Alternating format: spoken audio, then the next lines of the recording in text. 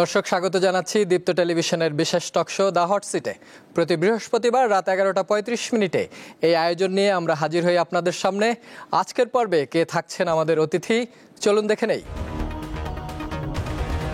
উত্তরের এক নিভৃত গ্রাম থেকে উঠে আসা এক তরুণ, যার চোখে ছিল ন্যায় বিচারের স্বপ্ন আর কণ্ঠে অন্যায়ের বিরুদ্ধে অটল প্রতিবাদ।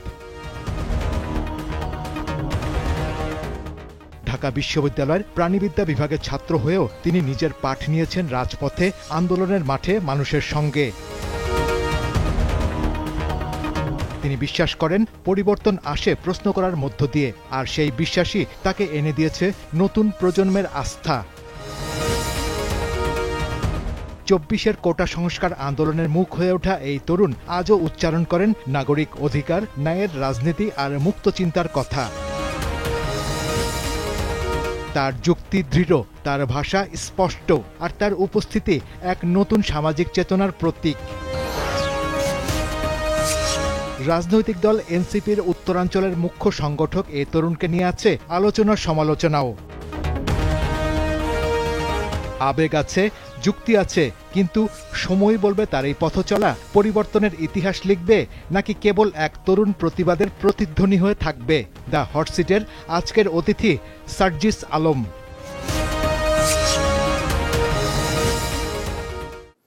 সার্জিস আলম, আপনাকে স্বাগত জানাচ্ছি দীপ্ত টেলিভিশনের বিশেষ টক শো দ্য হট সিটে। আপনি কষ্ট করে আমাদের স্টুডিওতে এসে সময় দিয়েছেন। আপনি জুলাইয়ের প্রথম সারির নেতা। আন্দোলনের সময় যে সময় আপনারা পার করেছেন তার নিশ্চয়ই দগদগে ক্ষত 1 বছর পরেও শেষ হয়ে যায়নি। নির্যাতন ছিল, অত্যাচার ছিল, সাহস ছিল, রাজপথে ন্যায়ের পক্ষে দাঁড়িয়ে থাকা ছিল। সেই জায়গাটা ধরে নিয়েই প্রশ্ন করতে চাই সার্জিস আলম, যে বছর পার হয়ে গেল, তারপরেও কয়েক মাস, সামনে নির্বাচনের ডামাডোলো বাজতে যাচ্ছে। জুলাই সনদ নিয়ে সবচেয়ে বেশি আলোচনা হচ্ছে, যে সনদে অনেকগুলো দল সিগনেচার করেছে, কিন্তু আপনারা বিপ্লব পরবর্তী যে এনসিপি তৈরি করেছেন রাজনৈতিক দল, তার পক্ষ থেকে কেউই সিগনেচার করেনি। কেন? কারণ 2024-এর ছাত্র জনতার অভ্যুত্থানের যে আকাঙ্ক্ষা ছিল, যে বাংলাদেশের প্রত্যেকটা যে সিস্টেম করাপ্টেড হয়ে গিয়েছিল, ভেঙে ফেলা হয়েছিল, শেষ করার চেষ্টা করা হয়েছিল, সেই সিস্টেমগুলোর সংস্কার প্রয়োজন। প্রত্যেকটি রাজনৈতিক দল তাদের জায়গা থেকে অংশগ্রহণ করেছে ঐক্যমত্য কমিশনের নেতৃত্বে। যেই সংস্কারগুলো একত্রিত করা হয়েছে, আমরা এখন চাই সেটা যদি প্রত্যাশা অনুযায়ী ওই সংস্কার সবগুলো নাও আসে, যতগুলো এসেছে সেগুলোর আইনি ভিত্তি দরকার, সেগুলো বাস্তবায়নের নিশ্চয়তা দরকার। এখন পর্যন্ত এনসিপি ঐক্যমত্য কমিশন কিংবা অন্তর্বর্তীকালীন সরকার থেকে সেটা পায়নি বলেই স্বাক্ষর করেনি। এবং এনসিপি তাদের জন্য এটাই সবচেয়ে বড় কমিটমেন্ট, যে অভ্যুত্থানের যে আকাঙ্ক্ষা, ওই আকাঙ্ক্ষার জায়গা নিয়ে কেউ যদি কাগজে খেলাধুলা করে, কেউ যদি তাদের জায়গা থেকে শুধুমাত্র পার পেয়ে যাওয়ার চেষ্টা করে, সেটাতে সবাই সায় দিলেও এনসিপি তার জায়গা থেকে সায় দিবে না। কারণ আপনি যে কথাটি বললেন, অভ্যুত্থানের এই রক্তের জীবন হারানোর যে দগদগে দাগগুলো, সেই দাগগুলো এখনো আমাদের চোখে পড়ে, এখনো মস্তিষ্ককে টাচ করে যায়। কিন্তু ওই আন্দোলনের সময়, এটা তো আন্দোলন কোনো নিয়ম মেনে হয় না, অভ্যুত্থানও কোনো নিয়ম মেনে হয় না। অভ্যুত্থানের পর আপনারা কি নিয়ম মানতে গেলেন, যেটা মানতে গিয়ে অভ্যুত্থান, যেমন আমার গত পর্বে ফরহাদ মজহার এসেছিলেন, তিনি বললেন যে অভ্যুত্থানের পর আরেকটি অভ্যুত্থান হয়েছে, কিন্তু সেটি কাগজ কলমে, সাংবিধানিক। 72-এর যে সংবিধান, সেটা মেনে নিয়েই আপনারা পরবর্তীতে রাষ্ট্র চালাচ্ছেন, বা যাদেরকে নিয়ে এসেছেন রাষ্ট্র পরিচালনার জন্য। এটা কি এক ধরনের বুদ্ধিবৃত্তিক ব্যর্থতা ছিল? 1971-এর পরে এই 24-এর অভ্যুত্থানের মতো যে গুরুত্বপূর্ণ ঘটনা, এটা কিন্তু এর আগে কখনো ঘটে নাই। বাংলাদেশের মানুষ তাদের জায়গা থেকে এই ঘটনার পরবর্তী সময়ের যে অভিজ্ঞতা, এই অভিজ্ঞতার মধ্যে দিয়ে কখনো যায়নি। ধরেন, শুধু ফরহাদ মজহার ভাই না, ওনাদের জায়গা থেকে আরও যারা তাদের জায়গায় বিভিন্ন ধরনের মতামত দিয়েছিলেন, আপনি দেখবেন আজকে থেকে 1 বছর আগের মতামতের সাথে এখনকার মতামতের অনেক জায়গায় ভিন্নতা আছে। কারণ পরিবেশ পরিস্থিতি সময়ের সাথে সাথে পরিবর্তিত হয়েছে। 5ই অগাস্ট সকালবেলায়ও বাংলাদেশের অধিকাংশ মানুষ, হয়তো 99% মানুষই ভাবে নাই যে শেখ হাসিনা এভাবে দেশ ছেড়ে পালিয়ে যাবে। ঘটে গিয়েছে, শেখ হাসিনার পতন হয়েছে। এবং এর পরবর্তী সময়ের যে প্রত্যেকটা সিদ্ধান্ত, ওই সিদ্ধান্তগুলো নিতে হয়েছে একদম তাদের মানে প্রত্যেকের জায়গা থেকে। একদম এই সিদ্ধান্তগুলো পূর্বে কারো এইভাবে নিতে হয় নাই। এবং ওই সময়টা ছিল একটা সংকটপূর্ণ সময়। মনে হচ্ছিল এখনই না একটা পাল্টা বিপ্লব হচ্ছে, এখনই না শেখ হাসিনা ভারতে পালিয়ে গিয়েছে, সেখান থেকে ভারত আবার কোনো বাহিনী পাঠাচ্ছে নাকি তাদের এজেন্সি পাঠাচ্ছে, মানে এইরকম একটা সামগ্রিক অস্থিতিশীল চিন্তার মধ্যে দিয়ে সবকিছু যাচ্ছিল। ওই সময়ও আপনি দেখেন যখন এই অন্তর্বর্তীকালীন সরকারটা গঠিত হয় তার আগে কিন্তু বর্তমানে আমাদের যারা অভ্যুত্থানের নেতৃত্বের জায়গায় যারা ছিল, ধরেন নাহিদ ইসলাম বলেন, আসিফ মাহমুদ সজীব ভুঁইয়া বলেন, মাহফুজ আলম বলেন, বা আরও যারা ছিল আপনারা যাদেরকে চেনেন, তারা কিন্তু বিভিন্ন রাজনৈতিক দলের সাথে কথা বলেছিল জাতীয় সরকারের জন্য, যেটা আরও স্থিতিশীল হতো, হয়তো বা আমাদের যে আকাঙ্ক্ষা ওই আকাঙ্ক্ষার আরও কাছাকাছি নিয়ে যেতে পারত। রাজনৈতিক দলগুলোর সায় মিলেনি, বিএনপি তাদের জায়গা থেকে একমত হয়নি। সো তারপরে যে অন্তর্বর্তীকালীন সরকারে যারা উপদেষ্টা হিসেবে এসেছেন আপনি দেখবেন তারা কিন্তু শুধুমাত্র এই অভ্যুত্থানের নেতৃত্বের পছন্দ অনুযায়ী উপদেষ্টা এসেছেন এমন না। এখানে বিএনপি বলেন, জামায়াত ইসলাম বলেন, বাংলাদেশ সেনাবাহিনী বলেন সহ আরও যারা গুরুত্বপূর্ণ বাংলাদেশ সিভিল সোসাইটি বলেন, তাদের প্রত্যেকের মতামত ছিল। এমনকি রাজনৈতিক দলগুলো ওই যে নামের তালিকা ছিল, কোনো একটি নামের বিপক্ষে যদি তাদের স্ট্রং বিরোধিতা ছিল, একটা রাজনৈতিক দলের স্ট্রং বিরোধিতার কারণে ওই নাম বাদ হয়ে গিয়েছে। আজকে যারা এখানে উপদেষ্টা হিসেবে আছেন সকলের সম্মতিতেই তারা এসেছেন এবং এই দায়বদ্ধতাটা সকল রাজনৈতিক দলের নিতে হবে। কিন্তু দুঃখজনক হলেও সত্য, আমরা আমাদের যারা মাননীয় উপদেষ্টারা রয়েছেন তারা অভ্যুত্থানের পরবর্তী সময়ে বাংলাদেশে যেই চরিত্রটা ধারণ করে তাদের উপদেষ্টা হিসেবে দায়িত্ব পালন করার কথা, তারা এটা এখন পর্যন্ত সেভাবে ধারণ করতে পারেননি। গতানুগতিক একজন মন্ত্রী এসে যেভাবে রেগুলার অফিস করে তাদের জায়গা থেকে কাজগুলো করে যান, তারা হয়তো একটা স্থিতিশীল পরিবেশে তুলনামূলক করেন, তাদের অস্থিতিশীল পরিবেশে একটা ফাইট করতে হচ্ছে। কিন্তু ওই যে একটা বিপ্লবী আকাঙ্ক্ষা চরিত্র ধারণ করে যেভাবে বোল্ডলি একটা জিনিস আদায় করে আনা, রাজনৈতিক দলের জায়গাগুলোকে প্রায়োরিটি না দিয়ে, বিভিন্ন পিছু টানকে প্রায়োরিটি না দিয়ে, আকাঙ্ক্ষা যেটা অভ্যুত্থানের আকাঙ্ক্ষা সেটাকে প্রায়োরিটি দিয়ে কাজ করে যাওয়া, এটার একটা মানে কমতি দেখা যায় তাদের মধ্যে। এবং আমার কাছে মনে হয়েছে যে আমাদের সবার এই জায়গায় একটা অনেক বড় দায় আছে। রাজনৈতিক দল বলি, অভ্যুত্থানের নেতৃত্ব বলি, বাংলাদেশের সাধারণ মানুষ বলি, আমরা সবাই মিলে ব্যক্তিগত জায়গা থেকে, দলীয় জায়গা থেকে, প্রাতিষ্ঠানিক জায়গা থেকে অনেক পিছুটান নিজেরা তৈরি করেছি, যার কারণে বাংলাদেশ কাঙ্ক্ষিত যেই জায়গায় যাওয়া দরকার ছিল সেই জায়গা অন্তত এই 1 বছর পর আমরা দেখতে পাচ্ছি না। আপনার কথার রেশ ধরেই জিজ্ঞেস করতে চাই, আপনারা যে প্রতি বিপ্লবের ভয় যেটা আপনাদের মধ্যে ছিল বা ভারতীয় সেনাবাহিনীর আগ্রাসন বা এরকম যেই বিষয়গুলোই আপনি উল্লেখ করছেন, সেই ভয়ের কারণেই কি আপনারা একটা আমজনতার বিপ্লবকে শেষ পর্যন্ত ক্যান্টনমেন্টে বসে সিদ্ধান্ত নিতে হলো যে পরবর্তী রাষ্ট্র কাঠামো কিভাবে চলবে? এতদিন পরে মনে হয় কিনা যে ক্যান্টনমেন্টে বসে এই সিদ্ধান্ত নেওয়াটা ভুল ছিল?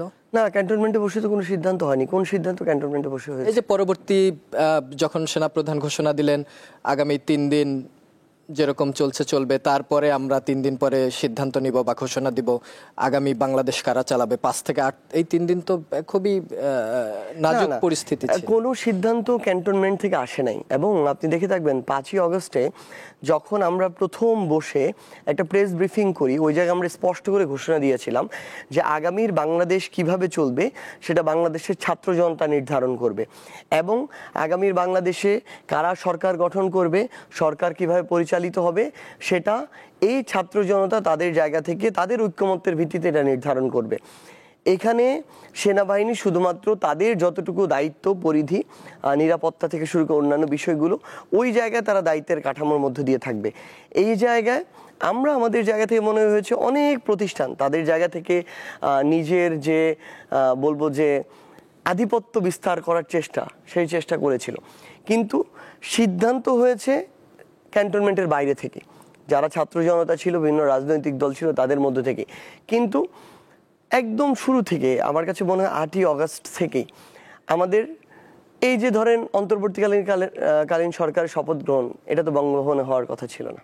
সেই শপথ পড়ানো তো সেই শেখ হাসিনার যে রাষ্ট্রপতি তার মাধ্যমে হওয়ার কথা ছিল না। এটা তো হয়তো জনপদে হতে পারতো, উন্মুক্ত জনপদে, এটা শহীদ মিনারে হতে পারতো, এটা কোনো একজন শহীদের পিতাকে দিয়ে শপথ পড়ানো হতে পারতো। সো ওই যে আমাদের এই যে অভিজ্ঞতার যে সীমাবদ্ধতা, সেই জায়গা থেকে এমন অনেক কিছু ব্যক্তিগতভাবে যদি বলেন যে যারা অভ্যুত্থানের নেতৃত্ব ছিল তাদের জায়গা থেকে ওই সীমাবদ্ধতা ছিল, রাজনৈতিক দলগুলোরও ইচ্ছার একটা অভাব ছিল, সদিচ্ছার অভাব, যে ঠিক আছে আজকে থেকে আগামী 3 বছর যারা বেস্ট পসিবল দেশটাকে এগিয়ে নিতে পারে, সংস্কার করতে পারে, তারা তাদের জায়গা থেকে দেশটা চালাক, আমরা সহযোগিতা করি না, এরকম দেখতে পাই নাই। বরং রাজনৈতিক দলগুলো এটা চিন্তা করেছে কত দ্রুত, মাঠ তো খালি, কত দ্রুত আমরা আমাদের জায়গা থেকে নির্বাচনের মধ্য দিয়ে ক্ষমতায় যেতে পারি এবং ক্ষমতাটা দখল করতে পারি, এই চিন্তা ছিল। সামগ্রিকভাবে এই ব্যর্থতার দায় আমাদের সবারই ভাগাভাগি করতে হবে।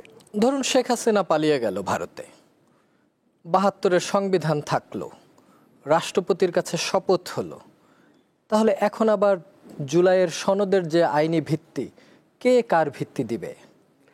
হ্যাঁ, আসলেই মানে ৫ই আগস্টের পরে, ৫ই আগস্ট এত বড় একটা অভ্যুত্থান হলো, যেই অভ্যুত্থানে শেখ হাসিনাকে ছুঁড়ে ফেলা হলো, পতন ঘটলো, শেখ হাসিনার ফ্যাসিস্ট কাঠামোর পতন ঘটানো হলো।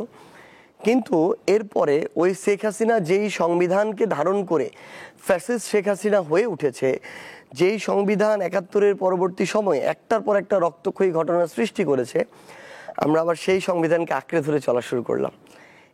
এটা আমাদের অনেক বড় একটা ভুল আমাদের জায়গা থেকে, আমাদের সবার।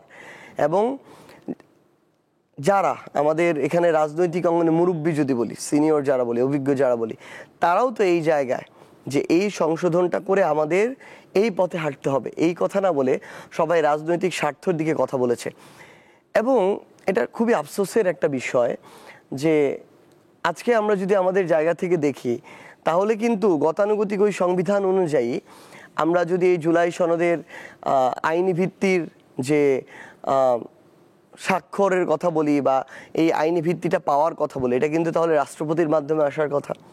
কিন্তু এটা তো কোনোদিন হতে পারে না। আমরা মনে করি না যে এই জুলাই সনদ, ২৪-এর অভ্যুত্থানের আকাঙ্ক্ষার জুলাই সনদের স্বাক্ষর বা স্বীকৃতি বাংলাদেশে সেই রাষ্ট্রপতি দিবেন যিনি শেখ হাসিনা ফ্যাসিস্ট কাঠামো রাষ্ট্রপতি ছিলেন।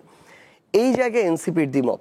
এনসিপি ডিরেক্টলি তাদের জায়গা থেকে বলেছে, যা ভুল করেছি সেখান থেকে ফিরে আসা সম্ভব না, কিন্তু আগামীতে যেন এই ভুলটা না হয়।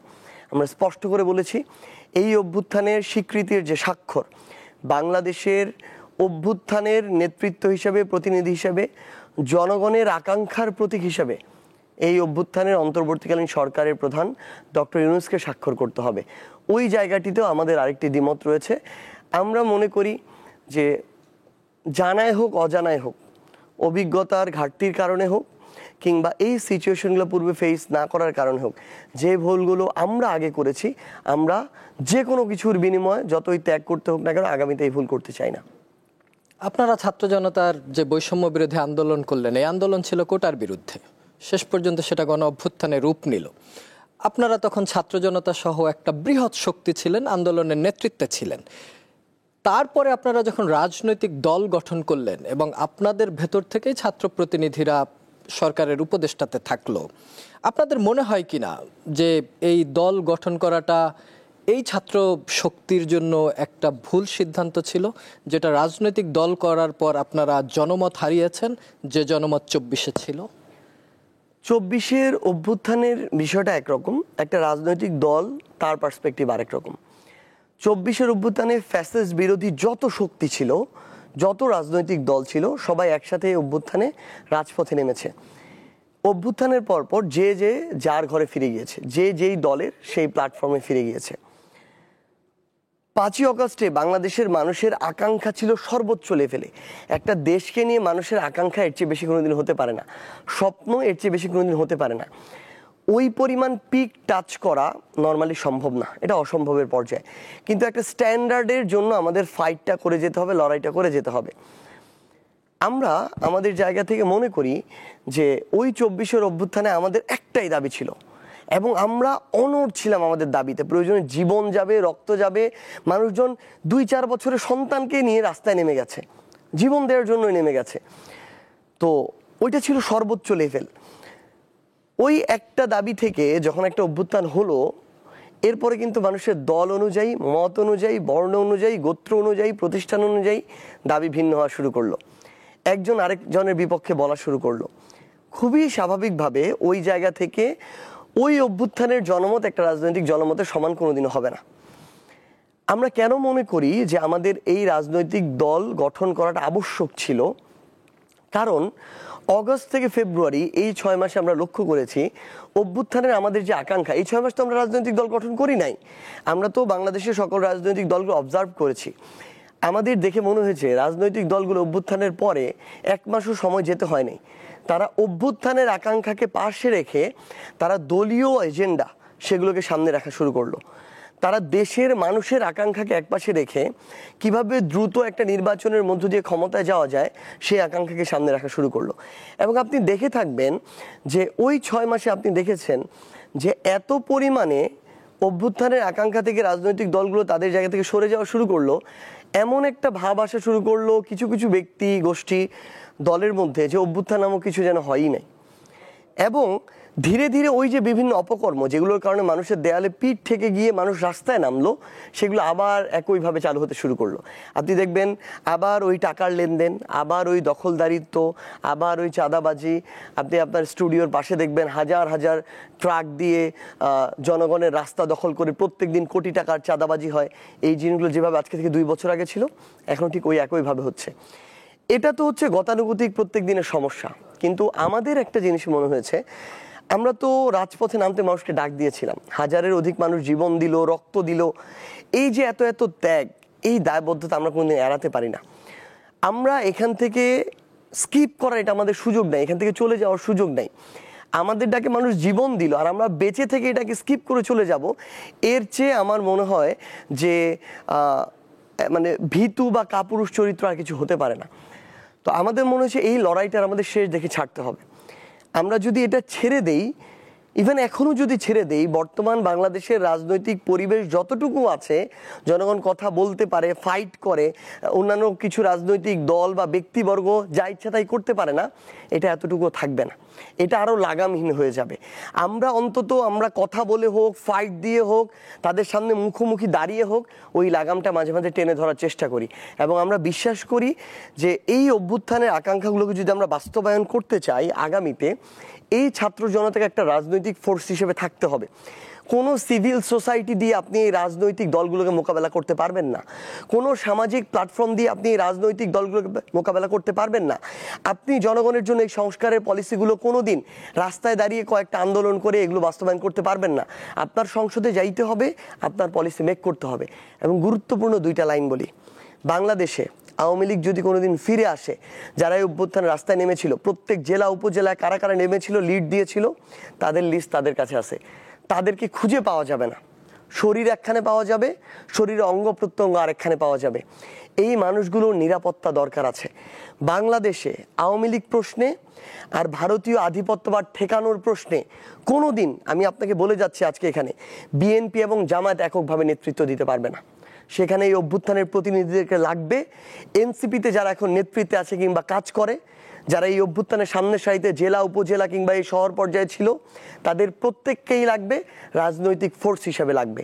তাহলেই অন্তত 1 বছরে না হোক, 5 বছরে না হোক, 10 বছর পরে হলো অভ্যুত্থানের যে আকাঙ্ক্ষাগুলো, এগুলোর কাছাকাছি আমরা যেতে পারবো। এজন্যই এনসিপির রাজনৈতিক দল হিসেবে দাঁড়িয়ে থাকতেই হবে।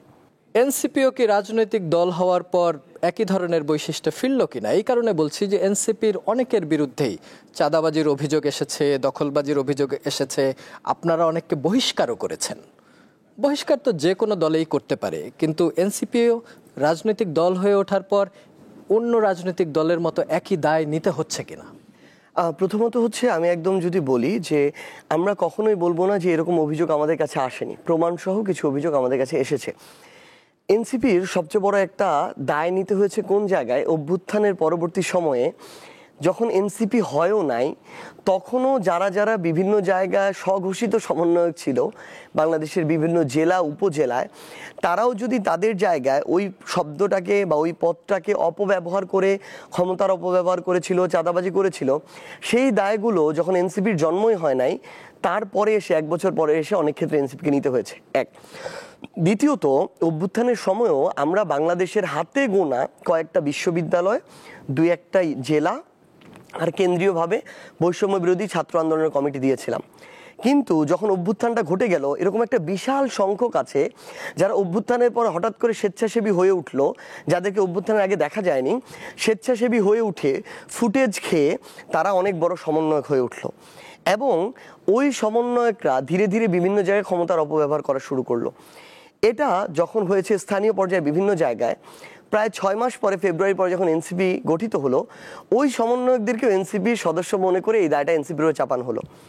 এটা হচ্ছে এনসিপি গঠনের পূর্ব পর্যন্ত। কিন্তু এনসিপি গঠনের পরে আমরা কিন্তু এখন পর্যন্ত আমাদের সমন্বয়ক কমিটি করেছি বাংলাদেশের বিভিন্ন জেলা উপজেলায়।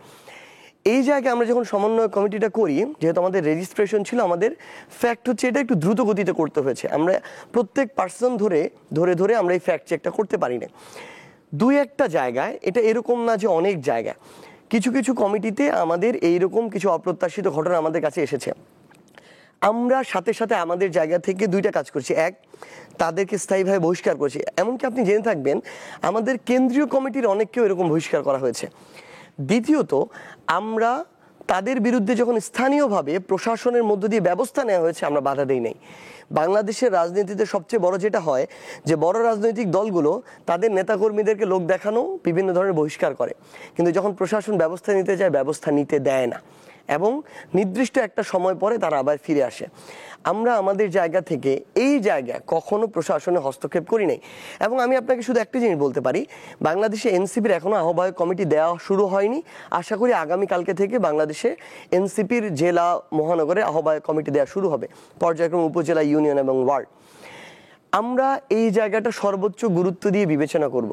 আমরা বিশ্বাস করি আজকে থেকে 2 বছর পরে এনসিপি যদি জনগণের আকাঙ্ক্ষার সাথে সঠিক পথে থাকে, বাংলাদেশের সবচেয়ে প্রাসঙ্গিক রাজনৈতিক দল হবে এনসিপি। সেটা অনেক দিক বিবেচনা একটু যদি চিন্তা করা যায়। কারণ বাংলাদেশে মধ্যমপন্থার আরেকটা রাজনৈতিক দলই আছে যারা বলছে মধ্যমপন্থার, বিএনপি। জামাত আরেকটা বড় রাজনৈতিক দল, তারা কিন্তু ধর্মভিত্তিক রাজনৈতিক দল। সেই জায়গায় আমরা প্রত্যাশা করি যে বিএনপি যদি তাদের কতিপয় নেতাকর্মী যারা লাগাম ছাড়া, যারা বিভিন্ন অপকর্মের সাথে জড়িত, যেই দায়টা বিএনপিকে নিতে হচ্ছে, ক্যারি করতে হচ্ছে, তারা যদি তাদের কন্ট্রোলটা না করতে পারে, লাগাম না টানতে পারে, 2-3 বছরের মধ্যে তাদের প্রাসঙ্গিকতা অনেক কমে আসবে। আর একটা মধ্যমপন্থী রাজনৈতিক দলের সাথে একটা ইসলামিস্ট রাজনৈতিক দলের কম্পারিজন হয় না, দুইটার অডিয়েন্স আলাদা। সেই জায়গায় এনসিপি যদি তাদের ওই লাইনে থাকতে পারে, আমরা বিশ্বাস করি এনসিপি আজকে থেকে 2-3 বছর পরে সবচেয়ে প্রাসঙ্গিক দল হবে। সেটাকে সামনে রেখেই এনসিপিতে কোনো ধরনের অপকর্মকারীর কোনো জায়গা হবে না, এটার নিশ্চয়তা আমরা আমাদের পক্ষ থেকে বাংলাদেশের মানুষকে দিতে চাই। আপনারা এখন যে কমিটি দিচ্ছেন বা ভবিষ্যতে দিবেন, কমিটির জন্য কেমন টাকা পয়সা লাগবে? বাংলাদেশে এখন পর্যন্ত জনগণ যে শিক্ষা দিয়েছে, যারা ক্ষমতায় বিভিন্ন সময় বিভিন্ন স্তরে ছিল, খুব দূরে তাকাতে হবে না। এই 9 থেকে 24 এই পিরিয়ডেই তো আমরা বেড়ে উঠেছি, এইটুকু সময় তাকালেই হবে। এর আগে 16 বছর লেগেছিল আর কি, যারা এই ধরনের ব্যবসা কালচারের সাথে জড়িত ছিল এবং এগুলোকে স্ট্যাবলিশ করেছে। এটা যারা ক্যারি করতে চাইবে, এনসিপি নামে হোক, বিএনপি নামে হোক, আর অন্য নামেই হোক, তাদের জন্য 16 বছর না, 6 বছরও লাগবে না। বাংলাদেশের মানুষ এখন যারা বাংলাদেশে আছে, তারা সবাই সরাসরি অভ্যুত্থানে অংশগ্রহণ করা যোদ্ধা। তারা এত সময় নিবে না। তাদের শেখ হাসিনাকে পতন ঘটানোর মতো তাদের অভিজ্ঞতা আছে এবং ওই ভয়টা তাদের কেটে গেছে। সো এর চেয়ে বড় ফ্যাসিস্ট কেউ খুব শীঘ্রই হয়ে উঠতে পারবে বলে আমার মনে হয় না।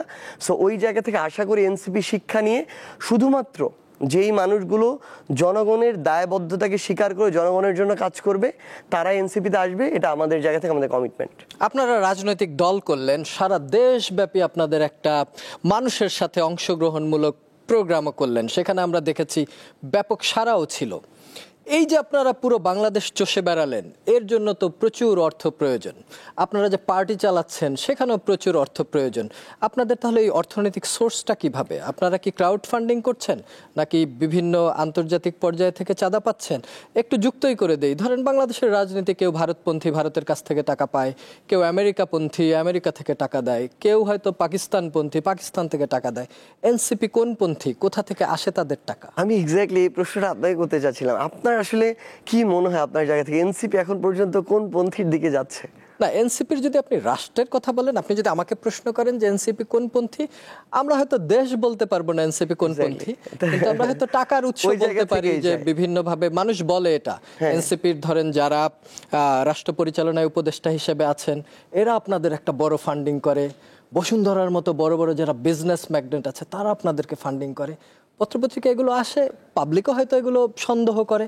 আপনি বলেন, আমি আপনার কাছ থেকে শুনতে চাই, জনগণ পরিষ্কার হোক। প্রথমে এটা ভালো লাগলো যে মানে এনসিপি যে এখনো কোনো দেশপন্থী হয়ে যায় নাই, এটা প্রমাণ করে এনসিপি কোনো দেশপন্থী যখন হয়ে যাবে তখন ওই দেশের কাছে না অনেকটা জিম্মি হতে হয় অনেক দিক থেকে।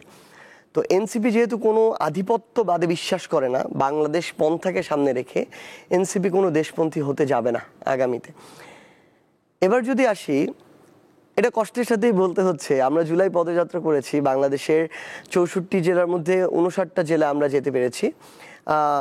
বাকি জেলাগুলোতে আমরা নির্দিষ্ট কিছু হচ্ছে ওই সময়ে একটু সমস্যা চলছিল, বন্যা রিলেটেড সমস্যা ছিল, এরকম জায়গার কারণে আমরা ওই সময় যাইতে পারি নাই। তো এই জুলাই পদযাত্রায় আমরা যখন জেলাগুলোতে গিয়েছি, অনেক জেলার কেন্দ্রীয় নেতৃবৃন্দ, জেলার সমন্বয়কারী এখন আমাদেরকে এসে বলে, ভাই আমাদের এখনো ধার করে আমরা আমাদের যে বিভিন্ন খরচগুলো শোধ করেছিলাম এটা যদি কোনোভাবে আপনারা দিতে পারতেন। সো জুলাই পদযাত্রায় জেলা ভিত্তিক যে খরচ হয়েছে, এনসিপির কেন্দ্রীয় জায়গা থেকে 20% খরচও প্রোভাইড করতে পারেনি। এনসিপির ওই জেলার যারা কেন্দ্রীয় নেতৃবৃন্দ ছিলেন কিংবা স্থানীয় সংগঠক ছিলেন, তারা তাদের জায়গা থেকে খরচটা পরিচালনা করেছে। অনেক জেলা আছে কিছুই দিতে পারা যায়নি। সো জুলাই পদযাত্রার খরচটা আমাদের স্থানীয় নেতৃবৃন্দের উপর দিয়ে গিয়েছেন, এবং এটা আসলে তাদের কিছুটা কষ্ট হয়েছে, কারণ আমরা নতুন একটা রাজনৈতিক দল মাত্র। এক, দ্বিতীয়ত আমি আপনাকে শুধু একটা কথা বলি, একটা রাজনৈতিক দলের, বাংলাদেশের প্রথম সারির দুইটার মধ্যে একটা রাজনৈতিক দল হওয়ার জন্য যেইটুকু মানি ফ্লো থাকা দরকার, ওই ন্যূনতম মানি ফ্লোটুকু যদি এনসিপির থাকতো, এনসিপি আজকে এখন বাংলাদেশের প্রথম দুইটা রাজনৈতিক দলের মধ্যে একটা থাকতো। আমি মনে করি এনসিপি এই মুহূর্তে বাংলাদেশের প্রথম 3টা রাজনৈতিক দলের মধ্যে একটা, এবং এনসিপির সাংগঠনিক সহ অন্যান্য গ্রোথ অন্তত 5 গুণ বেশি হতো। এনসিপি তাদের জায়গা থেকে, আপনি যে বিভিন্ন গ্রুপের নাম বললেন, বসুন্ধরা গ্রুপ বা এরকম বিভিন্ন ব্যবসায়িক প্রতিষ্ঠান, এনসিপি যদি তাদের দ্বারা ফান্ডেড হতো তাহলে এনসিপি তাদের বিরুদ্ধে কথা বলার ওই স্পর্ধাটা দেখাতে পারতো না। এই কথা আওয়ামী লীগের সময় আওয়ামী লীগ বলতে পারে নাই, এখন অন্য কোনো রাজনৈতিক দল বলতে পারে নাই। শুধুমাত্র এনসিপির নেতৃত্বই এই কথা বুক চিতিয়ে বলেছে যে আমরা যাকে যেইভাবে মনে করেছি বাংলাদেশের জন্য প্রতিবন্ধকতা, বাংলাদেশের জনগণের জন্য শোষক, আমরা তাদের বিরুদ্ধে কথা বলেছি। আপনি উপদেষ্টাদের কথা বলেন, এই মুহূর্তে বাংলাদেশের অন্তর্বর্তীকালীন সরকারের উপদেষ্টাদেরকে নিয়ে তাদের যৌক্তিক সমালোচনার বিষয়ে সবচেয়ে বেশি সরব কারা? এনসিপির শীর্ষ নেতৃত্ব। কারণ আমরা যখন দেখি তারা আকাঙ্ক্ষা যেটা মানুষের, ওইটার চেয়ে নির্বাচন কেন্দ্রিক আলাপ আলোচনা পলিসিকে বেশি প্রাধান্য দেন। আমরা তাদেরকে নিয়ে যখন আমরা ইভেন সেফ এক্সিটেরও কথা হয়, তো এই কথাগুলো এনসিপির নেতৃত্ব থেকেই আসে। এবং আমার কাছে এইটুকু আমি আমার জায়গা থেকে বলতে পারি, অধিকাংশ উপদেষ্টাকে আবার আমি এই জায়গায় মনে করি তারা তাদের জায়গায় ওই ক্ষেত্রে সৎ। আমি আমার জায়গা থেকে এটুকু মনে করি। অনেকেই আছেন তাদের ক্ষেত্রে হয়তো বিভিন্ন ধরনের, আমি জানি না, যেহেতু আমার কাছে প্রমাণ নেই, প্রমাণ ছাড়া আমি প্রোপাগান্ডামূলক কথা বলতে পারি না। কারণ আপনি একটু আগে যেটা বললেন যে মিডিয়ায় এই দেখা যায়, এই মিডিয়ার মাধ্যমেই আপনি দেখেছেন যে কক্সবাজারে বসে ওয়াশিংটন ডিসিতে থাকা একটা মানুষের সাথে নাস্তা করেছি। এই মিডিয়ার দ্বারা আমরা গত কয়েকদিন আগে নাসিরউদ্দিন পাটোয়ারির পদত্যাগের খবর শুনেছি। এটা কিন্তু দেখেন একটা যৌক্তিক বিষয়, এমন একটা দিনে আপনারা গিয়েছেন, ওই দিন তো না গেলেও পারতেন। না, এটা ট্রু, আমি এটাতে একদম সম্পূর্ণ এগ্রি করি যে ওই দিন আমরা যেই চিন্তায় গিয়েছি এই চিন্তাটা সঠিক ছিল না। কিন্তু তার মানে কি এটা যে এই প্রোপাগান্ডা করা হবে যে একটা মানুষ আমেরিকাতে বসে আছে 13,000 কিলোমিটার দূরে, উনাকে নিয়ে একটা প্রোপাগান্ডা করা হবে যে আমরা কক্সবাজারে বসে উনার সাথে চক্রান্ত করছি, বাংলাদেশ বিক্রি করে দিচ্ছি, বাইরে বিএনপি নেতাকর্মীরা এসে সারাদিন স্লোগান দিবে, মিডিয়া এসে সারাদিন ক্যামেরা ধরে থাকবে, সেখানে ডিজিএফআই সহ বিভিন্ন এজেন্সি দিয়ে আমাদের পিছনে নজরদারি করা হবে, এটা তো হইতে পারে না। সেটা ঠিক আছে, কিন্তু ভুলটা আপনারাই করেছেন, না গেলে এগুলো কিছুই হতো না। মানে ধর ওইটা আমাদের ভুল, কিন্তু তার কারণ তো এগুলো হতে পারে না। এটা তো মানে আমাদের উপরে একদম স্বাধীনতার চরম খর্ব ওই জায়গাটাতে। আর আরেকটা জিনিস হচ্ছে, আমরা একদম স্পষ্ট করে একটা জিনিস বলি, এনসিপি তাদের জায়গা থেকে এখন পর্যন্ত কোনো, এই আপনি যাদেরকে বিজনেস মাফিয়া বলছেন, আপনি যাদেরকে বিভিন্ন মাফিয়া, শুধু বিজনেস মাফিয়া এরকম না, মিডিয়া মাফিয়া আছে, ব্যুরোক্রেটে মাফিয়া আছে, আমলাতন্ত্রে, সরকারের আমরা সামনে যা দেখি তার পিছনে আরো বড় মাফিয়া আছে। আমি আমার এই 1 বছর অভিজ্ঞতা থেকে শুধু আপনাকে এইটুকু বলি, বাংলাদেশের পলিটিশিয়ান বলতে বিগত 16 বছর যাদেরকে দেখানো হয়েছে তাদেরকে আমি মনে করি অভিনেতা অভিনেত্রী, তাদের পিছনে আলাদা আলাদা প্রযোজক আছে, প্রডিউসার আছে, স্ক্রিপ্ট রাইটার আছে, ডিরেক্টর আছে, যাদেরকে দেখা যায় না। বিভিন্ন যখন রাজনৈতিক দলগুলো আসে ক্ষমতায়, ওই রাজনৈতিক দলগুলো এক একটা ক্যারেক্টার হিসেবে কাজ করে, তারা পিছন থেকে নাচায়। যারা এই লোকগুলোকে, সামনের পলিটিশিয়ান নামক সো কল কিছু লোকজনকে দিয়ে তারা সামগ্রিক খেলাটা খেলে। এই পলিটিশিয়ানরা কেউ এসে 20% ভাগ নেয়, কেউ 30% নেয়, কেউ 50% নেয়, কিন্তু ওদের ভাগটা ঠিক থাকে। আওয়ামী লীগ যখন ছিল তখনও ভাগ ঠিক ছিল, এখনও তাদের ভাগ ঠিক আছে, হয়তো একটু কম একটু বেশি। এনসিপি, আমরা আমাদের জায়গা থেকে ওই জায়গায় ফাইট করছি বলে এনসিপির এখন ওই মানি ফ্লোটা নাই। যদি এনসিপির ওইটা থাকতো, এনসিপি আজকে অনেক সামনের দিকে থাকতো। কিন্তু আমরা আমাদের জায়গা থেকে মনে করি আমাদের ওই কালো টাকার মানি ফ্লোর দরকার নাই। আমরা জনগণের 10, 20, 50, 100, 1000 টাকা দিয়েই আগামীর রাজনীতিতে সামনের দিকে এগিয়ে যেতে চাই। রাজনীতি বা ঘটনার পেছনে কেউ না কেউ কড়িকাঠি নাড়ে। জুলাই আন্দোলনের পর বা বিপ্লবের পর যখন আমাদের যে সরকার গঠন হলো, ইউনূস সাহেব দেশের মাটিতে না বাহিরের একটা প্রোগ্রামে গিয়ে তিনি একজন মাস্টার মাইন্ডকে পরিচয় করিয়ে দিলেন। আমরা যেটাকে মাফিয়া শব্দ ব্যবহার করছি, এইখানেই ধরেন সেটা মাস্টার মাইন্ড। জুলাইয়ে কি আদৌ কোনো মাস্টার মাইন্ড ছিল কিনা, এটা একটা প্রশ্ন। শিবির বলেছে তারা মাস্টার মাইন্ড। কিছুদিন আগে ভিপি নূর সাহেব আমাদের এই প্রোগ্রামে, শিবির বলেছে বলতে অনলাইনে প্রচুর লেখা হয় বা শিবিরের অনেক কর্মী নিজেদেরকে দাবি করে, কিন্তু শিবিরের নেতৃস্থানীয় পর্যায়ে কেউ অবশ্যই এখানে বলে, সাদিক কায়েম এসেছিল, সে বলেছে জুলাই আন্দোলনের যারা শহীদ হয়েছে, আহত হয়েছে, তারা মাস্টার মাইন্ড। ভিপি নূর সাহেব এসেছিলেন, তিনি বলছেন তা আমিও আমাকে মাস্টার মাইন্ড হিসেবে দাবি করতে পারি। আপনারা কি আসলেই মাহফুজ সাহেবকে মাস্টার মাইন্ড মেনে নিয়ে রাজনীতি করেছিলেন কিনা বা আন্দোলন করেছিলেন কিনা, এইটা একটা প্রশ্ন। আর একটা হচ্ছে এখনো আপনারা এনসিপিতে বসে তাকে মাস্টার মাইন্ড মানেন কিনা, এইটা একটা প্রশ্ন। নাকি নাহিদ সাহেব বের হয়ে আসার পর এখন এনসিপির মাস্টার মাইন্ড নাহিদ সাহেব? শিবিরের সাথেই বা আপনাদের আন্দোলনকালীন সম্পর্কটা কেমন ছিল? দর্শকের আগ্রহ আছে, তাই এই প্রশ্নগুলো করা। প্রথমত আমার কাছে মনে হয় না যে আমাদের বর্তমান উপদেষ্টা মাহফুজ আলম তার জায়গা থেকে নিজেই কখনো নিজেকে মাস্টার মাইন্ড দাবি করেছিলেন।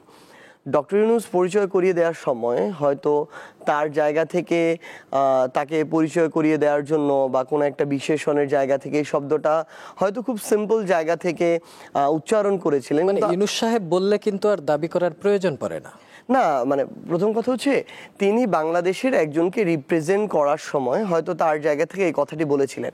এটা মাহফুজ আলমও কখনো তার জায়গা থেকে দাবি করেন নাই, এক। দ্বিতীয়ত আমরাও আমাদের জায়গা থেকে যারা অভ্যুত্থানে সংশ্লিষ্ট ছিলাম আমরাও কখনো দাবি করি নাই। তৃতীয়ত আপনি বললেন আমাদের অভ্যুত্থানের এক দফার ঘোষক, আমাদের এনসিপির আহ্বায়ক এবং যিনি ওই কেন্দ্রীয় যে সমন্বয়ক লিস্ট ছিল তার প্রথম সমন্বয়কারী যিনি ছিলেন নাহিদ ইসলাম, তিনিও তার জায়গা থেকে কথা কখনো বলেন নাই। সো আমার ব্যক্তিগত জায়গা থেকে যদি অপিনিয়নটা বলেন, আমার কাছে মনে হয়েছে যে এই জায়গায় একটা যৌক্তিক কোটা সংস্কার আন্দোলন থেকে একটা অভ্যুত্থানের দিকে গিয়েছে। এখানে সবচেয়ে বড় দায়ী এই প্রত্যেকটা স্টেপের ক্ষেত্রে শেখ হাসিনা, আওয়ামী লীগ এবং তার সংশ্লিষ্ট যে ফ্যাসিস্ট কাঠামোটা, যারা বাংলাদেশের উপরে শোষণ করেছে, নিপীড়ন করেছে, অত্যাচার করেছে, নির্যাতন করেছে, অসংখ্য নিরপরাধ মানুষকে সারা জীবন তাদেরকে একটা অন্যায় অবিচারের উপর দিয়ে নিয়ে গিয়েছে। মানুষের সাধারণ গণমানুষের দেয়ালে পিঠ থেকে গিয়েছিল, মানুষ রাস্তায় নেমে এসেছে, শেখ হাসিনার পতন ঘটেছে। আমরা আমাদের জায়গা থেকে যারা সমন্বয়কারী হিসেবে ছিলাম, সমন্বয়ক হিসেবে ছিলাম, মানুষের পালস বুঝে, আকাঙ্ক্ষা বুঝে আমরা কর্মসূচি দেওয়ার চেষ্টা করেছিলাম। মানুষ সেই কর্মসূচিকে একসেপ্ট করে রাজপথে নেমে এসেছে, মানুষ জীবন দিয়েছে, রক্ত দিয়েছে, রাজপথ ছাড়ে নাই। শেখ হাসিনা পালাতে বাধ্য হয়েছে। শেখ হাসিনা না পালালে শেখ হাসিনার চিহ্ন পর্যন্ত সেদিন গণভবনে খুঁজে পাওয়া যেত না। সো সামগ্রিক বিষয়টাতে এই কৃতকর্মের দায় তো শেখ হাসিনা এবং তার ফ্যাসিস্ট কাঠামোর। আমরা আমাদের জায়গা থেকে এই জিনিসটাকে সমন্বয় করার চেষ্টা করেছিলাম এবং এটা হওয়ারই ছিল। আমার কাছে এটা ব্যক্তিগতভাবে মনে হয় প্রত্যেক ব্যক্তি তাদের জায়গা থেকে, ধরেন জুনের 5 তারিখ বিকাল থেকে আপনারা ওই সমন্বয়কদের মধ্যে যাদেরকে দেখেছেন প্রথম সারিতে, ধরেন ওই সমন্বয়ক লিস্ট অনুযায়ী নাহিদ ইসলাম, সার্জিস আলম, হাসনাত আবদুল্লাহ, আসিফ মাহমুদ, আবু বাকের মজুমদার, মাহিন সরকার, রিফাত রশিদ, আব্দুল হান্নান মাসুদ বা এই আক্তার হোসেন বা আরও যারা, বা মাহফুজ আলম, যাদেরকে আপনারা দেখেছেন এই জায়গাটাতে, আমি মনে করি প্রত্যেকেই তাদের জায়গা থেকে ওই 5ই জুন থেকে নিজের ভূমিকাটা পালন করেছে। একইভাবে আপনি যদি বলেন যে 18 জুলাইয়ের পরে আমার প্রাইভেট বিশ্ববিদ্যালয়ের সহযোদ্ধারা, আমার ওই মাদ্রাসার সহযোদ্ধারা, আমার স্কুল কলেজের ছোট ভাই বোনেরা, আমার ওই পেশাজীবী রিক্সা চালক, গার্মেন্টস শ্রমিক, আমার এই ভাই বোনেরা। এরপরে আপনি যদি আপনার জায়গা থেকে দেখেন যে বাংলাদেশের প্রত্যেকটা শ্রেণী পেশার মানুষ রাস্তায় নেমে আসলো। আমি মনে করি প্রত্যেকের তার জায়গায় যে ভূমিকা, ওই ভূমিকা একে অন্যের পরিপূরক এই অভ্যুত্থানটা সফল হওয়ার জন্য। আমি কোনোদিন এটা আমার জায়গাতে মাপতে চাই না যে কারটা কম কারটা বেশি। এবং ইভেন ইফ ওই 18 জুলাই থেকে আমাদেরকে প্রথমে ডিজিএফআই নিয়ে যায়, এরপর ডিবি নিয়ে যায়, এরপর আবার আমরা 1 অগাস্টে বের হয়ে আসি। এই মধ্যবর্তী সময়ে আপনি যেটা বললেন যে শিবির বা সাদিকম বা ফরহাদরা, তারা তাদের জায়গা থেকে ইন্টারনালি বিভিন্ন ধরনের সহযোগিতা করেছে, কোঅর্ডিনেট করেছে। এই সহযোগিতাটাও ওই সময় গুরুত্বপূর্ণ ছিল। কিন্তু কেউ যদি এককভাবে দাবি করে যে আমরা এটা না করলে এই অভ্যুত্থানই হতো না, আমি মনে করবো এটা তার অহমিকার প্রকাশ এবং ক্রেডিট বাজির খেলা। আমরা এই খেলায় যেতে চাই না। ইভেন আমার কাছে এটা মনে হয় যে ওই সময়ে বাংলাদেশে ছিলই না এমন অনেক মানুষ দেশের বাইরে থেকে, তাদের ওই মক্কা শরীফে থেকে, তাদের নিজেদের ধর্মীয় উপাসনালয় থেকে, দেশের বাইরে থেকে দোয়া করেছিল। ওই দোয়াটাও দরকার ছিল। আন্দোলনও করেছে, দেশের বাইরে অনেকে গ্রেফতার হয়ে জেলও খেটেছে। এক্স্যাক্টলি। আপনি দেখেন মধ্যপ্রাচ্যের যেই দেশগুলোতে রাস্তায় নেমে আন্দোলন করার জন্য তার সারা জীবনের জন্য জেলে থাকতে হতে পারে, ইভেন মৃত্যুদণ্ডের মতো কিছু হয়ে যেতে পারে অনাকাঙ্ক্ষিত, এটা যেন মানুষজন রাস্তায় নেমেছে, জেলে গিয়েছে। এবং আমাদের কাছে থাকা তথ্য মতে সরকারের অনেক চেষ্টার পর এখনো অনেক মানুষ জেলে আছে। মানুষ তো রাস্তায় নেমেছে। রেমিটেন্সের শাটডাউন হয়েছে। আপনি কোনটাকে ছোট করে দেখবেন? সো আমরা আমাদের জায়গা থেকে অনুরোধটা করতে চাই, আমরা আমাদের জায়গা থেকে জনগণের আকাঙ্ক্ষাটাকে সামনে রেখে কর্মসূচি দিয়েছি, সমন্বয় করেছি। কিন্তু ক্রেডিট কম বেশি খেলাতে আমরা যেতে চাই না। সবার ভূমিকাই গুরুত্বপূর্ণ ছিল বলেই অভ্যুত্থানটা সফল হয়েছে। এনসিপির মাস্টারমাইন্ড কে? এনসিপির কোনো একক ব্যক্তি, কোনো মাস্টারমাইন্ড না।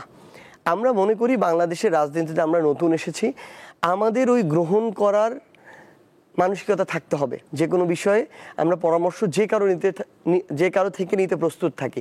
ইভেন আপনি মিডিয়াতে আছেন, বাংলাদেশের মিডিয়া জগৎ সম্পর্কে যে কোনো পরামর্শ দিতে চান, আমার দলের আহ্বায়কও তার জায়গা থেকে এই পরামর্শ নিতে সবসময় প্রস্তুত। আমরা যে কোনো বিষয়ে পলিসি মেকিংয়ের ক্ষেত্রে আগে আমরা নিজেরা কথা বলি, পলিসির আমাদের বিভিন্ন ফোরাম আছে, সেখানে কথা হয়। এরপরে প্রয়োজন হলে আমরা এক্সপার্টদের সাথে কথা বলি, তারপরে সিদ্ধান্ত গ্রহণ করি। আপনারা কোনো কিছু বললে অন্যের চাইতে অনেক বেশি রিয়াকশন হয় সোশ্যাল মিডিয়াতে, এটা জানেন কিনা বা বোঝেন কিনা? কিছুদিন আগে আপনি আপনার এক বক্তব্যে বোধহয় বারবার বিদ্যুৎ চলে যাওয়ায় কলিজা ছিঁড়ে ফেলার জন্য বলেছিলেন। এটা রিয়াকশন খুবই মারাত্মক হয়েছিল। রাজনীতিতে ল্যাঙ্গুয়েজগত পরিবর্তন আসা উচিত কিনা? কলিজাটা না ছিঁড়ে তার ছিঁড়ে ফেলা উচিত কিনা, বা অন্য কিছু না, কিনা ছেঁড়াই উচিত না কোনো কিছু? কি মনে করছেন? প্রথমত আমি আমার জায়গা থেকে একদম স্বীকার করি যে আমার যতই ক্ষোভ জমুক না কেন, আমার ওই কথাটা বলা উচিত হয়নি। এই অভ্যুত্থান পরবর্তী তরুণ প্রজন্মের এই মানসিকতা আপনি পাবেন, ভুল স্বীকার করে এবং পরবর্তীতে যেন একই ভুল না হয় সেটার জন্য কমিটেড থাকে। আমি অবশ্যই পরবর্তীতে চেষ্টা করব যে এরকম অনাকাঙ্ক্ষিত কোনো শব্দ বা বাক্য যেন কখনোই আমার মুখ দিয়ে না আসে। আমার দায়িত্ব নিতে হবে আমার প্রত্যেকটা শব্দের এবং বাক্যের। কিন্তু আমি এই জিনিসটাও দেখেছি আমার জায়গা থেকে যে অভ্যুত্থান পরবর্তী সময়েও যারা এই অভ্যুত্থানের সাথে সম্পর্কিত ছিল, তাদের কোনো ভুল থাকুক আর না থাকুক, জোর করে তাদেরকে বিভিন্নভাবে ডিমোরালাইজড করা, তাদেরকে আক্রমণ করা, তাদের যে কোনো শব্দ বাক্যকে ভিন্ন দিকে নিয়ে যাওয়া, এই কাজটা মিডিয়ার কিছু কর্মী এবং বিভিন্ন স্টেকের লোকজন করেছে। কয়েকদিন আগে আমি আমার একটা সাংগঠনিক সভায় বলেছি যে এনসিপির কোনো আহ্বায়ক কমিটিতে অভ্যুত্থান বিরোধী অবস্থান ছিল এবং অভ্যুত্থান চলাকালীন সময়ে আওয়ামী লীগের যে কোনো অঙ্গ সংগঠনের দায়িত্বপ্রাপ্ত ছিল, এমন কেউ আসতে পারবে না। কথাটাকে চেঞ্জ করে এভাবে বলা হয়েছে, অভ্যুত্থানের পূর্বে আওয়ামী লীগের সংশ্লিষ্টতা ছিল বা তার অঙ্গ সংগঠনের সংশ্লিষ্টতা ছিল, এমন কেউ এনসিপিতে কাজ করতে পারবে না। চেঞ্জ করা হয়েছে। আমার এনসিপির যারা নেতৃত্ব দিবে তারাই আমার একটা জেলার আহ্বায়ক কমিটিতে থাকবে। একটা জেলায় কয়েক লক্ষ মানুষ থাকে, মাত্র 51 জন আমার আহ্বায়ক কমিটিতে থাকবে। সেইখানে তো অভ্যুত্থান বিরোধী কাউকে আমি রাখবো না। আওয়ামী লীগের রানিং পোস্টেড যারা ছিল অভ্যুত্থান চলাকালীন সময়, তাকে তো আমি রাখবো না। সো এই কথাটাকে আহ্বায়ক কমিটিটা বাদ দিয়ে খুব জেনারেলাইজ করা হয়েছে এমনভাবে, যেটা দিয়ে আবার আমার একটা জিনিসকে টেনে আনা যায় যে যেহেতু আমার অভ্যুত্থানের বেশ একাধিক বছর আগে আমরা ঢাকা বিশ্ববিদ্যালয়ে বাধ্যতামূলক ছাত্রলীগের প্রোগ্রাম গেস্ট রুম করতে হয়েছে, এটাকে টেনে এনে কীভাবে মকারি করা যায়। তো এই সুযোগটা প্রথমে মিডিয়া করে দিয়েছে তাদের হেডলাইনের মাধ্যমে, এবং এখন যারা তথাকথিত রাজনৈতিক প্রতিপক্ষ আছে তারা তাদের জায়গা থেকে এই সুযোগটা লুফে নেয়। তো আমরা মনে করি যে অবশ্যই বাংলাদেশের মানুষের কাছে গুরুত্বপূর্ণ বলেই অভ্যুত্থানের যারা সামনের সারিতে ছিল তাদেরকে নিয়ে কথা হয়, এবং তাদের প্রতি আকাঙ্ক্ষা বা প্রত্যাশা আছে বলেই তাদেরকে নিয়ে আলোচনা সমালোচনা হয়। আরেকটা জিনিস নিশ্চয়ই আপনারাও সেই সুযোগ দিবেন না, আপনারা যদি নিজেরা হাতাহাতি করেন তাহলে তো পত্রিকা লেখার চেষ্টাই করবে, এটাই স্বাভাবিক। কিছুদিন আগেও দেখলাম যে আপনাদের দুই পক্ষ ছোট একটা হাতাহাতি হয়েছে। সেই প্রশ্নে আর যেতে চাই না, এবার যেতে চাই এনসিপি দল হলো, প্রতীক নাই, আপনারা শাপলা নিয়েই পড়ে আছেন। শাপলা না পেলে কি করবেন? আবার বলেছেন যে শাপলাই হবে। আপনাদের মুখ্য সমন্বয়ক নাসিরউদ্দিন পাটোয়ারি তিনি ঠান্ডাভাবে কথা বলতে পারেন না, এরকম উনি কথা বললেই কেন যেন মনে হয় যে একটু বেড়ে যায়, একটু উগ্র হয়ে যায় কিনা। এই নিশ্চয়ই আপনাদের অবজারভেশন আছে। তো শাপলা ছাড়া নির্বাচনে যাবে না এনসিপি, নির্বাচনে না গেলে এনসিপি কোথায় যাবে? শাপলা এনসিপি পাবে না কেন? আমরা শাপলায় পড়ে আছি, আপনি মাত্র বললেন পড়ে থাকবো না কেন?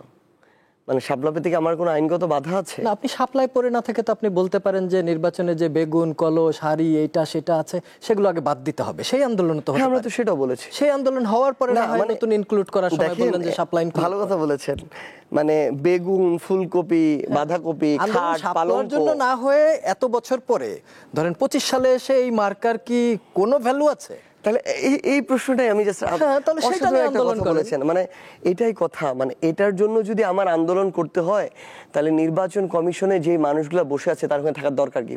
ছাড়তে পারে না, পদত্যাগ করতে পারে না, তাদের কাজ কি? বেতন কেন নেয়? মানে তাদের যদি ন্যূনতম একটা ব্যক্তিত্ব থাকতো, স্ট্যান্ডার্ড থাকতো, তারা তো এসে আগে এগুলো সংস্কার করতো। তাদের কি এই জায়গায় বসানো হয়েছে এসে খালি নির্বাচন দেওয়ার জন্য?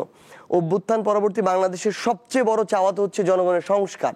তো তাদের যদি বিবেক বুদ্ধিতে যখন তালিকাটা পাঠালো তারা সংস্কারের কাছে, সংস্কার করার জন্য, তাদের বিবেক বুদ্ধিতে যদি ওইটুকু না থাকে যে আমার এইটা ঠিক করতে হবে, এখানে একটা স্ট্যান্ডার্ড আনতে হবে, তাহলে তাদের ওখানে কাজটা কি? এটা কেন আমার এটার জন্য আন্দোলন করতে হবে? দ্বিতীয় কথা, তারা তাদের ওই স্ট্যান্ডার্ড, তারা তাদের ওই ব্যক্তিত্বের জায়গায় এখানেও শো করছে। শাপলা পেতে আমার কোনো আইনগত বাধা নেই। সকল ধরনের আলোচনা, পর্যালোচনা, নিয়ম কানুন, আইন যাচাই করে আমরা শাপলা মার্কা দিয়েছি আমাদের ওই জায়গায়।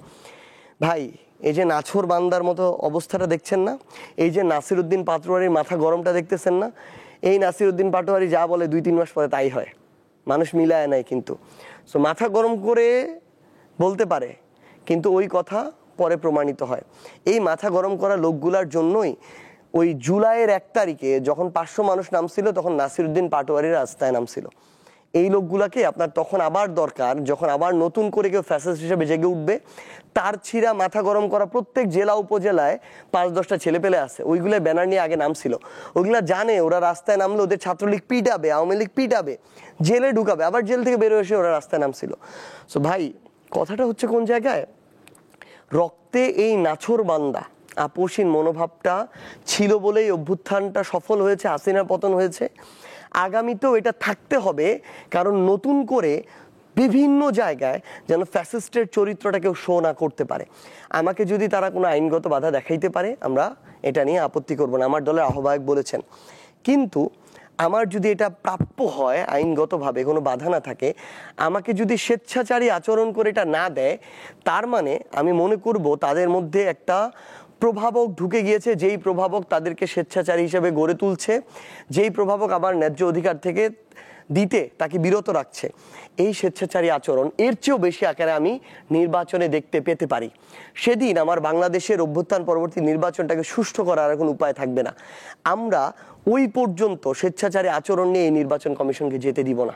আমরা মনে করি যে এটা আমাদের প্রাপ্য, এটা আমাদেরকে দিতে হবে, এবং আমরা এটা আদায় করে আগামী নির্বাচনে অংশগ্রহণ করব। নির্বাচন কমিশন আরপিওর যে সংশোধনী দিল, নিশ্চয়ই দেখেছেন নিয়ম কানুনগুলো, কি মনে হয়েছে? আপনারা এটাকে কতটুকু পজিটিভ ভাবে নিচ্ছেন?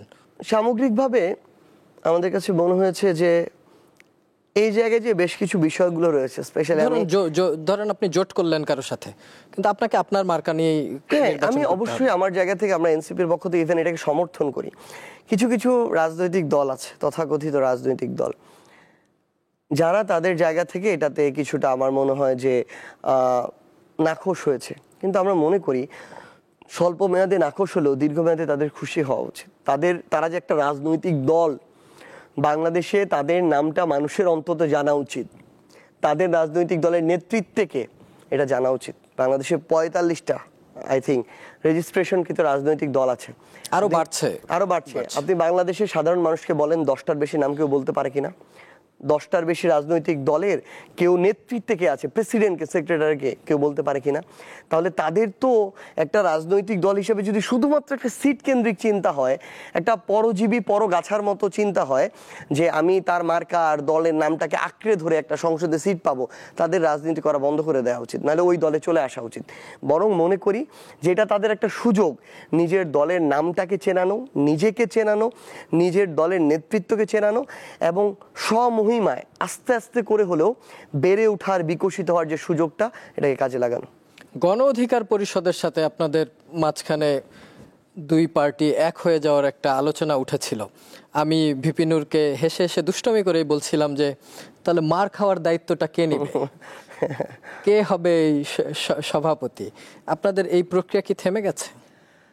এই প্রক্রিয়ায় আলোচনা শুরু হয়েছিল, আলোচনার একটা বেশ অগ্রগতিও হয়েছিল, কিন্তু এখন পর্যন্ত আমার যতদূর মনে হচ্ছে যে আলোচনা কিছুটা স্থমিত অবস্থায় আছে। তো আমার মনে হয় যে বাংলাদেশের স্বার্থে এটা যে একদম একীভূত হতে হবে এমনও না, হয়তো সময়ের পরিক্রমায় একীভূত হতে পারে, হয়তো জোটও হতে পারে, হয়তো আলাদা করেও পথ চলতে পারে। তবে আমার মনে হয় যে আর যাই হোক না কেন, বাংলাদেশের রাজনীতির একটা কালচার দেখতে পাচ্ছি যে আমরা যখন একটা রাজনৈতিক দলের সাথে একটু একই লাইনে যাব, তখন আমরা তাদের সুনাম করি, তাদের যৌক্তিক সমালোচনাটাও করি না। আবার যখন আরেকটু অন্য লাইনে যাব, তখন তার ভুল না থাকলেও তাকে নিয়ে উল্টাপাল্টা কথা বলি এবং মিউচুয়াল রেসপেক্টটাও বজায় রাখি না। এই কালচারটা থেকে আমাদের বের হয়ে আসতে হবে। বাংলাদেশকে সামনের দিকে সঠিক পথে নিতে হলে রাজনৈতিক দলগুলোর মধ্যে মুখ দেখাদেখি বন্ধ করার যে কালচার, এটা থেকে বের হয়ে এসে নিজেদের মধ্যে মিউচুয়াল রেসপেক্টের সম্পর্ক তৈরি করতে হবে, সেন্ট্রাল থেকে ওয়ার্ড পর্যন্ত। আগামীতে যদি নির্বাচন হয়, ধরেন শাপলা না দিলে ফেব্রুয়ারিতে নির্বাচন হবে না, তাই তো? শাপলা দিতে হবে, শাপলা নিয়ে এনসিপি নির্বাচন করবে। আচ্ছা, শাপলা নিয়ে এনসিপি নির্বাচন করলে, যদি নির্বাচন করেই, এনসিপি তো নিশ্চয়ই কারোর সাথে জোট করবে এরকম চিন্তা ভাবনা আছে। এনসিপিকে সবচেয়ে বেশি ভালো কোন দল বাসে? প্রথমত হচ্ছে এনসিপি যে কোনো না কোনো দলের সাথে অ্যালায়েন্স করবে, এটা এখন পর্যন্ত আমরা আমাদের জায়গা থেকে এই নিশ্চয়তা দিচ্ছি না। কারণটা হচ্ছে আমরা বিভিন্ন রাজনৈতিক দলের সাথে এই বিষয়ে কথা বলছি। শুধুমাত্র কয়েকটা আসনের জন্য এনসিপি তাদের জায়গা থেকে কারোর সাথে জোট করে ফেলবে না, অ্যালায়েন্সে যাবে না। এনসিপি আগে দেখবে যে রাজনৈতিক দলের সাথে আমরা অ্যালায়েন্সের গল্প করছি, ওই রাজনৈতিক দলগুলো আগামীতে জুলাই সনদে যে সংস্কারগুলোর কমিটমেন্ট রয়েছে, আমাদের বিচারের যে কমিটমেন্ট রয়েছে গণহত্যাকারীদের, বাংলাদেশে আধিপত্যবাদ বিরোধী যে অবস্থান রয়েছে জনগণের, বাংলাদেশে ভারতীয় আধিপত্যবাদের এগেনস্টে যে সেন্টিমেন্ট রয়েছে, বাংলাদেশে আওয়ামী লীগ বিরোধী যে অবস্থান রয়েছে, এইগুলোতে কারা একমত, এগুলোকে ধারণ করে কথা এবং কাজে আগামীতে কারা কমিটেড থাকবে। যদি এরকম যে কোনো রাজনৈতিক দল থাকে, তাদের সাথে আমাদের অ্যালায়েন্স হতে পারে, কোনো সমস্যা নেই। এই জায়গায় এই সম্পর্কটা পলিটিক্যাল সম্পর্ক। আমরা মনে করি প্রত্যেক রাজনৈতিক দলের আলাদা এজেন্ডা আছে, লক্ষ্য আছে, উদ্দেশ্য আছে, সেটাকে সামনে রেখে আমরা আমাদের জায়গা থেকে কাজ করব। যাদের সাথে এই জায়গায় কমিটমেন্টের মিল থাকবে, তাদের সাথে সম্পর্কটা তত ভালো থাকবে। যাদের সাথে থাকবে না, হয়তো প্যারালালি দূরত্বটা একটু বেশি থাকবে। কিন্তু আমরা মনে করি যে এই জায়গায় ভালোবাসা আর ঘৃণা না এসে বরং বাংলাদেশের স্বার্থ, জনগণের স্বার্থটা সামনে আসা উচিত। ওইটাকে সামনে রেখে যারা আমাদের সাথে থাকবে, তাদের সাথে আমাদের সম্পর্কটা তত সুন্দর হবে। তার মানে আপনারা যে কারোর সাথে জোট করতে পারেন, এখন পর্যন্ত সুনির্দিষ্ট কেউ নাই। জাতীয় পার্টির বিষয়ে আপনার কি অবস্থান? জাতীয় পার্টি কি নির্বাচন করতে পারবে, নাকি আপনারাও বাধা দেবেন? আওয়ামী লীগ যা, জাতীয় পার্টিও তা। জাতীয় পার্টি হচ্ছে আওয়ামী লীগের বি টিম এবং পোষা বিরোধী দল। ন্যূনতম বিরোধী দল হলেও একটা সম্মান থাকতো, তাদের ওই আত্মসম্মানটুকু নাই। পোষা বিরোধী দল। আওয়ামী লীগ আপনি আপনার একটা বক্তব্যে কয়েকদিন আগে বলেছেন যে এনসিপি ক্ষমতায় না গেলেও পোষা বিরোধী দল হবে না, জাতীয় পার্টিকে উদ্দেশ্য করেই কি? হ্যাঁ, অবশ্যই। এবং তারা শুধু আওয়ামী লীগের পোষা বিরোধী দল না, তারা ভারতের পোষা বিরোধী দল। এবং আমরা আমাদের জায়গা থেকে স্পষ্ট, জিএম কাদের সহ জাতীয় পার্টির বর্তমানে যারা আছে, আমরা মনে করি ফ্যাসিস্টদের সহযোগিতা করার কারণে তাদেরকেও বিচারের আওতায় নিয়ে আসা উচিত। এবং এই প্রত্যেকটা মানুষ বাংলাদেশের নির্বাচনে অংশগ্রহণ করার কোনো অধিকার নাই। এবং স্পষ্টভাবে আমরা আমাদের জায়গা থেকে এটা বিশ্বাস করি, এই জাতীয় পার্টি জিএম কাদের সহ যারা আছে ফ্যাসিস্টের দোসররা, তারা বলেছে যে আওয়ামী লীগ আর জাতীয় পার্টি নির্বাচনে না গেলে নাকি এই নির্বাচন হবে না, গ্রহণযোগ্য হবে না। আমরা স্পষ্ট করে একটা জিনিস বলি, এই বাংলাদেশে এই 26-এর নির্বাচনে আওয়ামী লীগ এবং জাতীয় পার্টি সহ তার যারা দোসর ছিল তারা এই নির্বাচনে অংশগ্রহণ করতে পারবে না। এটার জন্য যদি এনসিপির আলাদা কোনো রাজনৈতিক লড়াইয়ে নামতে হয়, শহীদ পরিবারদের সাথে নিয়ে, অভ্যুত্থানের সহযোদ্ধাদের সাথে নিয়ে, এই বাংলাদেশের জনগণকে সাথে নিয়ে দরকার হলে আবার রাজপথে নামা হবে। কিন্তু এই ফ্যাসিস্টের দোসররা, যারা শেখ হাসিনাকে খুনি শেখ হাসিনা বানিয়েছে, যারা বাংলাদেশের প্রত্যেকটা গুম খুন বিচার বহির্ভূত হত্যাকাণ্ডের বৈধতা দিয়েছে, আমাদের চিফ প্রসিকিউটর জনাব তাজুল ইসলাম বলেছিলেন যে একজন অফিসার, এজেন্সির সম্ভবত ডিজিএফআই একজন অফিসার একাই 1030 জন মানুষকে গুলি করে হত্যা করেছে। মস্তিষ্কটা যখন গরম থাকে, ওটাকে স্পর্শ করে তার একটা আলাদা শরীরে ফিলিংস আসতো। এই খুনিদেরকে যারা আশ্রয় দিয়েছে, প্রশ্রয় দিয়েছে, খুনি হয়ে উঠতে সহযোগিতা করেছে, তারা শুধু শেখ হাসিনা না, শেখ হাসিনা, আওয়ামী লীগ, জাতীয় পার্টি সহ তার এই পুরো সিস্টেমটা, এরা বাংলাদেশে কোনোদিন, এই নির্বাচন তো দূরের কথা, বাংলাদেশের রাষ্ট্র কাঠামোর সাথে কোনোদিন এরা প্রাসঙ্গিক নয়, এরা অপরাধী এবং এদের অবশ্যই বিচার আওতায় নিয়ে আসতে হবে। সার্জিস আলম কোন আসনে নির্বাচন করবে যদি নির্বাচনটা শেষ পর্যন্ত ফেব্রুয়ারিতে হয়? এখন পর্যন্ত খুব স্বাভাবিকভাবেই এই বিষয়ে যেটা হয় যে রাজনৈতিক দল তাদের জায়গা থেকে নির্ধারণ করেন। সবারই ব্যক্তিগত জায়গা থেকে যার যেটা জন্মস্থান, ওই জায়গার প্রতি একটা টান থাকে যে ওই জায়গার মানুষের জন্য কিছু করা। আমার জেলা পঞ্চগড়ের মানুষের এতদিন প্রত্যাশা অনুযায়ী যতটুকু পাওয়া উচিত ছিল, এই মানুষটা ততটুকু পায়নি। বাংলাদেশের বাজেট, উন্নয়ন বাজেট পঞ্চগড় পর্যন্ত পৌঁছায়নি, ইভেন রংপুর পর্যন্তও পৌঁছায় নাই। সো খুব স্বাভাবিকভাবেই প্রত্যেকটা মানুষের ইচ্ছা থাকে নিজের জেলার মানুষের জন্য, নিজের মানুষের জন্য কিছু করার। আমিও তার ব্যতিক্রম নই।